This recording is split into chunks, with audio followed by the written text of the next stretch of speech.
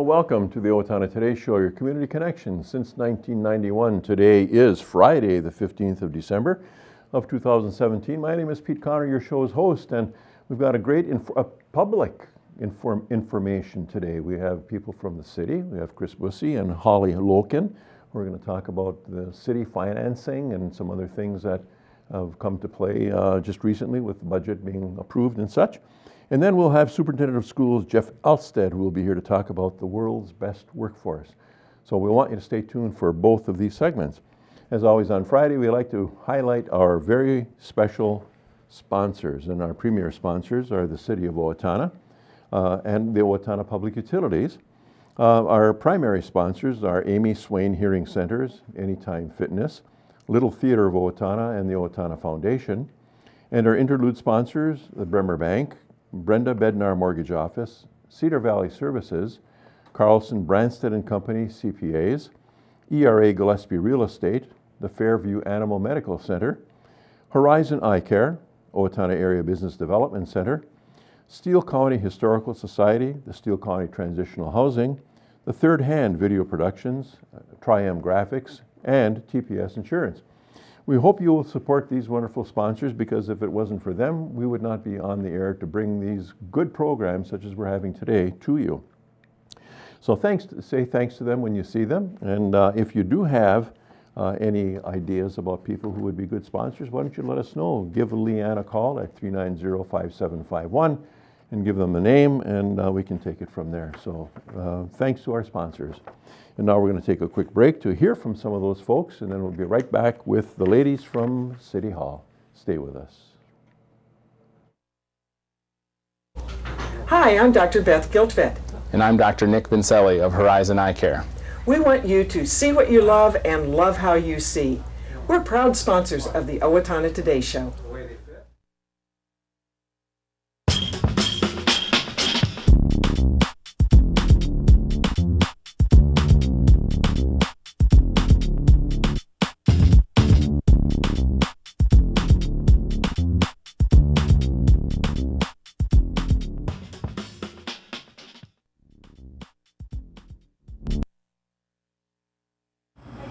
This is Nancy Ness, Executive Director of the Steele County Food Shelf.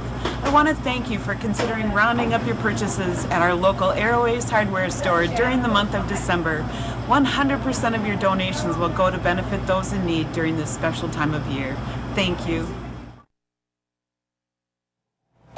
Welcome back to the Owatonna Today Show, your community connection, and a hearty welcome to Kris Busse and Holly Loken from City Hall. Yes. Welcome, ladies. Thank you. Once again, Merry Christmas. And to you. Thank you. Thank you very much. Getting closer. Yes, it is. Yeah. Well, good.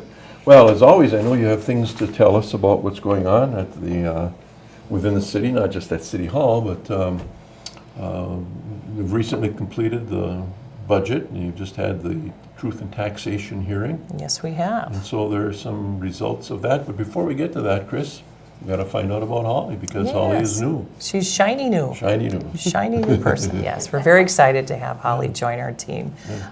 She's got great experience, and she'll be in our finance department. She's our senior accountant, and I'd just like her to tell a little bit about herself, please, and so we can get Holly. to know her. I've been with the city. I started on December 4th. Okay. So like Kris said, I'm shiny new. Before that, I worked for Mower County, which is in Austin, Minnesota. Sure. I was there for 3 years. Okay. I currently live in Claremont with my husband, and we have a dog. So I'm very happy to be here. Excellent. Yeah, good to have you. What's Thank your you. your educational background? I have a bachelor's degree in accounting From Metro State University. Oh, sure. Yeah. Excellent. That used to be known as the College Without Walls. Yeah. Is it still? Yep. Yeah, it still is. Yeah. Yeah, one of the first, I think, almost online kind of places. Yeah. Yeah, well, good. Well, welcome aboard. And Thank you. And I'm sure there will be plenty to do, and the Learn. challenges will abound, right, Kris? Right, Yeah, as right. always. Yeah, well, good. Well, let's talk about money then, if that's the case. Let's talk about Let's do. taxes and what that all means for us in terms of what we can expect, not only on the revenue side, but about the spending side as well. Correct. Well, we had our Truth and Taxation hearing on December 6th where Rhonda kind of gave a brief overview of the budget and the process and everything we go through. You know, our budgets don't just come together. We start way back in June, meeting with council and department heads and staff, and we all, get our parameters from the council, what they'd like to see, and department heads then go back and put together their plans. Rhonda and I, and now Holly will be included in that as well, meet with department heads, kind of review and trim this and trim that, and then we present a proposed budget to the council back in early August, or end of August actually. We set our preliminary levy in September, which can never be, we can never go over that, so that's the ceiling, and our preliminary levy was 9.84%. And we can always reduce it, we can never increase it. So then we have hearings throughout the fall with the department heads and the council, and they go over the budgets in detail, and there's questions and answers and further refinement of the budget as we go through that process. And now we've presented our proposed budget to council, and we've trimmed that down to an increase of 9.34%. Now we've had some growth. Thankfully, in our economy here, our tax capacity has increased about 6%, which is great to see. You know, values coming back, new homes being built, new businesses being added. So we're approaching this budget as more of a bit of a catch-up. We want to establish a building maintenance fund. As you know, the building we're in right now is one of the nearly 100 buildings that the city owns. Many are very historic and beautiful buildings, but require a lot of maintenance. And so that's why we propose to council to start a building maintenance fund and be able to keep up with the roofs and the tuck pointing and things like that. Right. Okay. So that's a major piece. You know, building, it's always home building, at least as I remember, was always a leading indicator of the health of the economy, our local economy. If people were starting to spend to build homes, that was important. It gave us, in fact, in some days, it was kind of the best economic development that we had going on. So we must be seeing some permits being pulled now for residential. Oh yeah, our residential has been the highest we've had since 2008, 2009. Wow. Yeah. I have a chart here. It kind of shows some of the growth that we've had over the last 5 years. So we are seeing some definite improvement in our growth. A definite upswing now in Yep. 2017. Boy, the line takes a nice turn upwards. Yeah. Yeah. Cool. So that's what we like to see. We want to see a growing and vibrant economy, and we need to take care of our infrastructure. Also, we're going to be investing some money in streets, street improvements, parking lots downtown. Our main street is a real target of revitalization, one of the areas that the council is interested in. So we are making investments there, also in some trails as well. We proposed a trail on 18th Street, and along with some concrete rehabilitation of that road as well. So you can out on Mosier all along there. There's just That'll be a welcome improvement. Yes. That 18th Street is such a, Right by- especially for those with a cycle. Yes. Ooh. by Kaplan's Woods there's really no great way to get Yeah. around that part of town. So that's included in this budget as well. Cool. Holly, how are you going to play into this now as you're learning, but you're coming out of a local government environment? Typically, what does as a senior accountant, what role do you play? I think as time goes on, I'll learn more from Rhonda on the part I will play in the process. But like Kris mentioned before, it's the whole budget process when working with departments and developing their budget. Sure. Okay, and then monitoring it to see, there's always worry about being a little bit overspent, maybe too early. Yep. Sometimes you get to that point and we get over and we got to have someone pull the string, so to say, and back off. Yep. Yeah. Another new area in this budget that we're including is a HCM software. That's Human Capital Management Software. So we had a study session with the council also on December 6th where we rolled that out, and Holly will be on the ground floor of that as well. And personnel is about 70% of our budget, so a huge part of it, and we need to have the tools to best manage that resource, and this will give us that. So we're very excited about that. And I hope that when people hear that it's 70%, ooh, we got too many people, we got to cut back, you get, wages and benefits and all the rest of it. Municipalities are service-oriented. It is. We don't get things done without people. Right. It's not something we that need you can... some, plow the streets, police, fire, inspections, licensing, park and recreation. It's all heavy service-based. Exactly. All right. What sort of plans going forward does council have that they've been working on, you've been speaking to them with about 2018 and beyond? Well, we always do I was just going to pull up here our focus areas for the council. They have not, our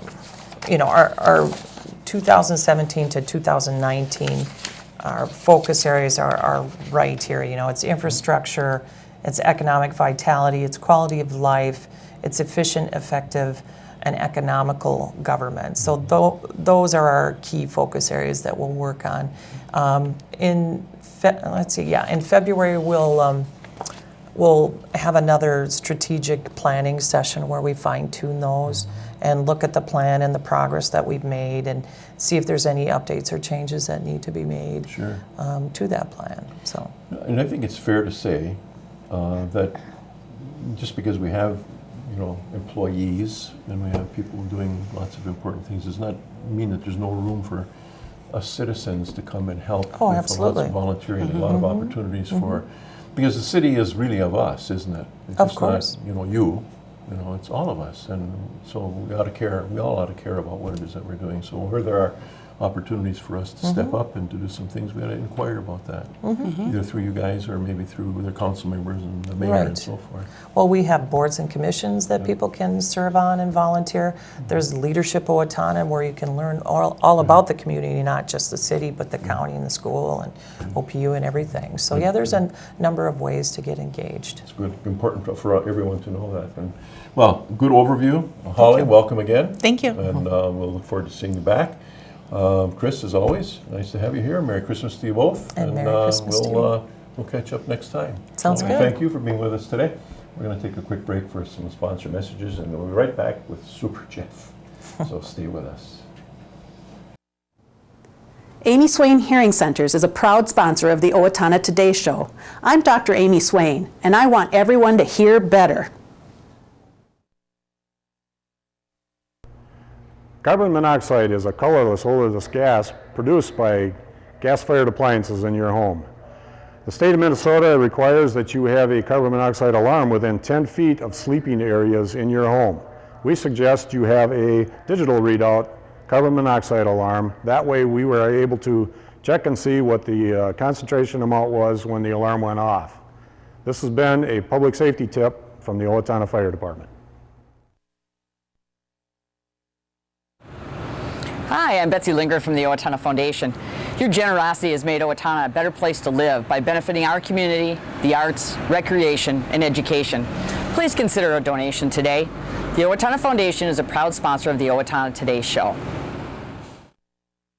Owatonna Public Utilities, real people, real reliable, real progress. Making life a little easier day after day, taking pride in our community, listening to what you say, a voice you can talk to. We're growing with you in mind in everything we do. Owatonna Public Utilities. Hi, I'm Tim Anderson, the owner of Anytime Fitness, where we make getting healthy affordable and convenient. Anytime Fitness is a proud sponsor of the Owatonna Today Show. Welcome back to the Owatonna Today Show, and welcome again, as always, to Superintendent of Schools, Jeff Elstad. Thanks, Pete. Talk to you again. Yes. Like, just seemed like it was yesterday. I know. But you know what? I like it. I do too. You're I an love easy guy to to talk with, and you got good information. Great.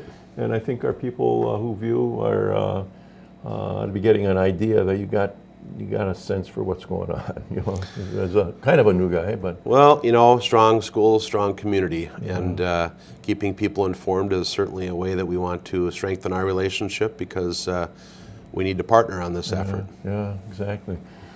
Since we've been here, there are things that have happened, as always. A couple of the highlights since a month ago, whatever it was that we were together, that strike you still.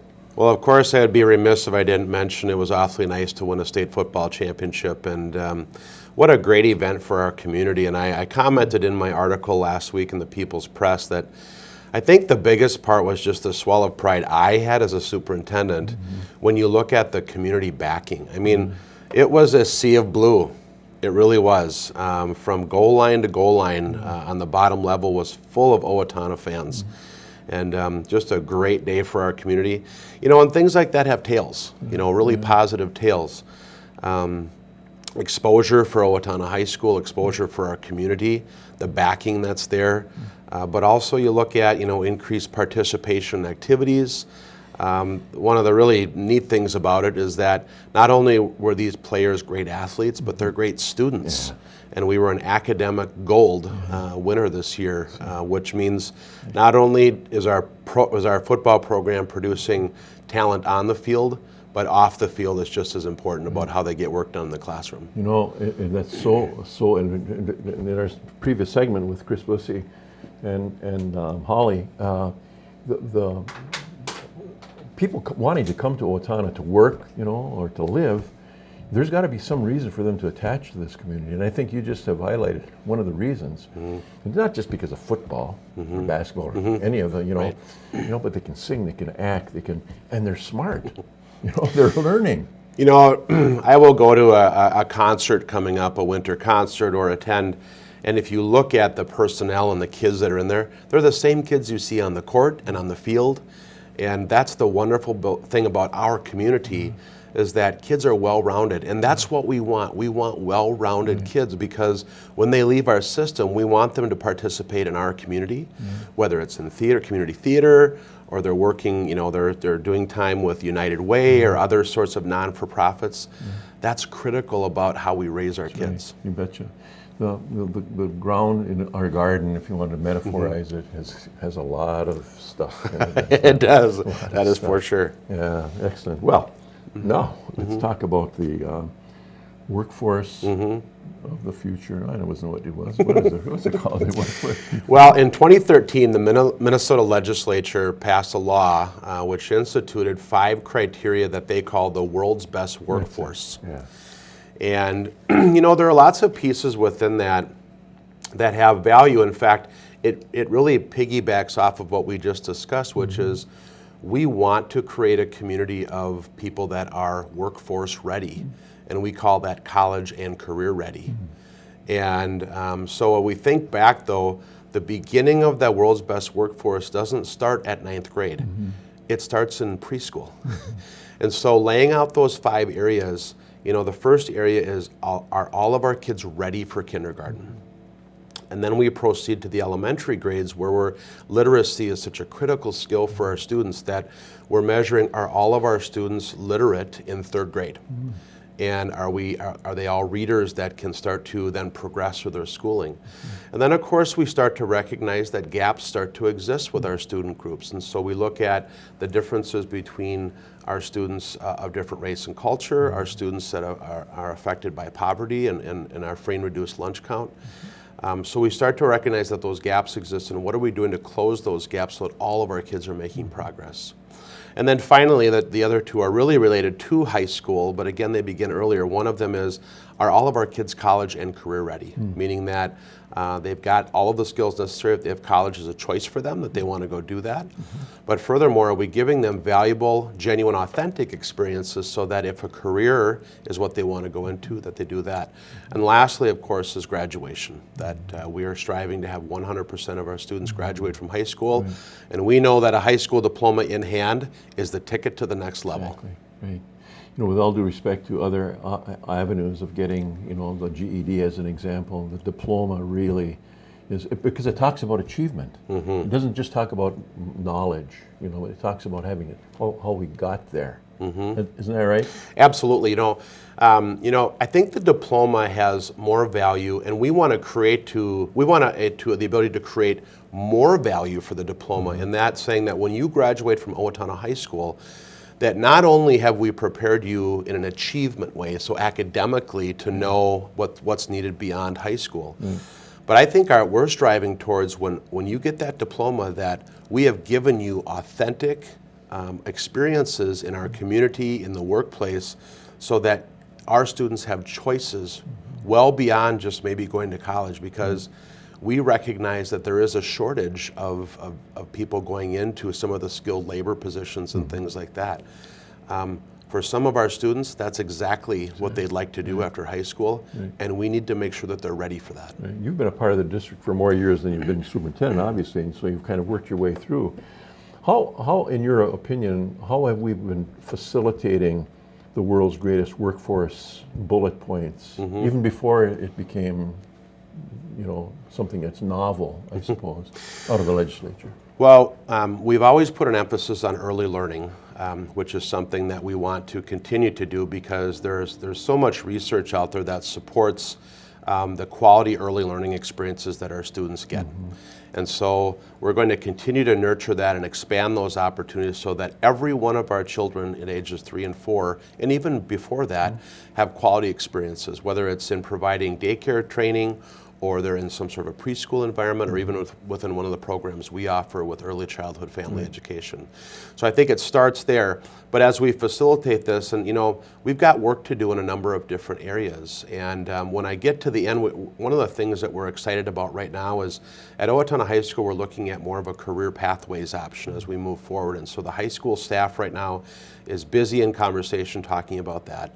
And then furthermore, we have engaged business partners, over 70 business partners in the community that are willing to be with us and work with us to provide those authentic experiences for students, because they care about the vibrancy of the workforce, and we are their source for future employees. We cannot, this is a jigsaw puzzle that cannot be complete unless we have all the pieces. That's correct. That's correct. When you talk about early childhood education, I was thinking, is there a playbook type of a thing? You know, we have center-based childhood, early childhood, and we've got home-based and so forth.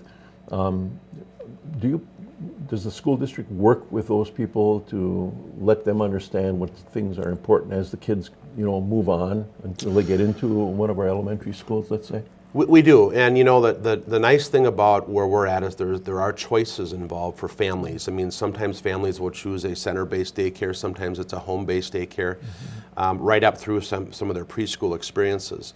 And because we have those options, what we try to do is unify those options to provide the same basic core knowledge that students are needing, like what are those pre-literacy skills that are necessary, the pre-numeracy skills, so that when kids hit kindergarten, we've got a good idea of where they're at. And you know, like I said, we've got improvements to do because we want to continue to strive for that and not become complacent with what we've got.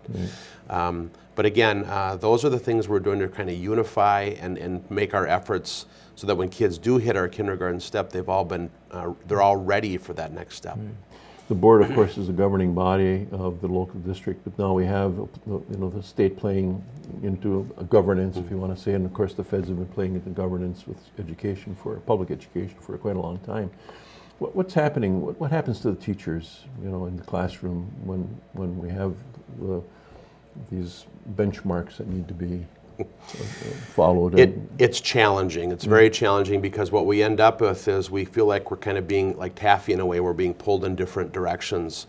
And I'm always looking for a way for us to strive towards one common goal. And what I do like about the legislation with World's Best Workforce is it helps us align our practices with our policy. And I think what we look at is not only do we want our kids prepared academically, because student achievement is important, but World's Best Workforce helps center us around what's really important, which is these students that are graduating are going to have to enter the workforce, and someday they're going to be supporting you and I. And we want to have that vibrant workforce. We want to be able to produce students that are ready for that. Excellent, yeah. Well, it's, as always, there's always movement. There's always things to accomplish and achieve, and it's nice to see when we do have those great success stories, whether it be in the classroom or on the field in the auditorium, so to say. So. Great report, and thanks for being here to share that with us and our viewers. And best wishes for hopefully a blessed and holy Christmas. Thank you. And we look forward to having you back next year sometime. Great. Great. All right. Thank you. And thank you for being with us here today. We're going to take some time for sponsor messages, and then we'll be right back with a close. So please stay with us. At Triumph Graphics, we think beyond ink. That's why you should make us your source for creative concept, design, print, mail, and web. Check us out today at triumphgraphics.com. Hi, my name is Dave Efforts with TPS Insurance. We're here to handle all your insurance needs. We are a very proud supporter of the Owatonna Today Show. Welcome back to the Owatonna Today Show, your community connection, and now time for some community announcements. The Associated Church will host its second annual Blue Advent Worship Service on Thursday, December 21st at 6:30 p.m. in the chapel at the church at 800 Havana Road here in Owatonna. The Blue Advent Worship Service is a service which recognizes that in the midst of the lights, the family gatherings, and the celebrations, there are those who grieve and those who are alone. A time of prayer and healing will be offered, and all are welcome to attend this prayerful, intimate service. As always, Be Our Guest talks about the free meals that are available at various locations within our city. On Tuesdays, St. Vincent's Table at St. Joseph's Catholic Church, serving from 5:30 to 7 p.m. On Wednesday, Bethel Community Supper at Bethel Baptist Church, serving from 5 to 6 p.m. And on Sunday, Meals of Hope at Trinity Lutheran, serving from 5 to 6:15 p.m. Volunteer advocates assist the Crisis Resource Center with their 24-hour crisis hotline by answering calls by the use of a Crisis Resource Center phone. The Crisis Resource Center provides the volunteer with 40 hours advocacy training, and as always has an advocate to help answer questions. Anyone who's interested and can contact the agency at 507-451-1202 or by email at crcsteelcnty@questoffice.net. Little Theater of Owatonna's 2018-2019 session will begin in the fall of 2018. If you are interested in directing and would like more information, please contact the Executive Secretary, Sharon Stark, at P.O. Box 64, Owatonna, Min, or by email at sharon1889@charter.net. And the deadline for applying is December 29th of this year. And finally, to help keep roads safe during the holidays, the Owatonna Police Department and the Steele County Sheriff's Department will be participating with law enforcement statewide in an extra DWI enforcement campaign starting now and on weekends through December 30th. And that's going to take us through the end of our day. When you come back, please do. And I know someplace in here where we're to be talking with, we're going to come back on Monday with a repeat visit to the Wildlife Rehab Center and another look at a recent interview with Sylvan Durbin from the OAC. Thanks for being with us, and have a great weekend, and we'll catch up to you soon.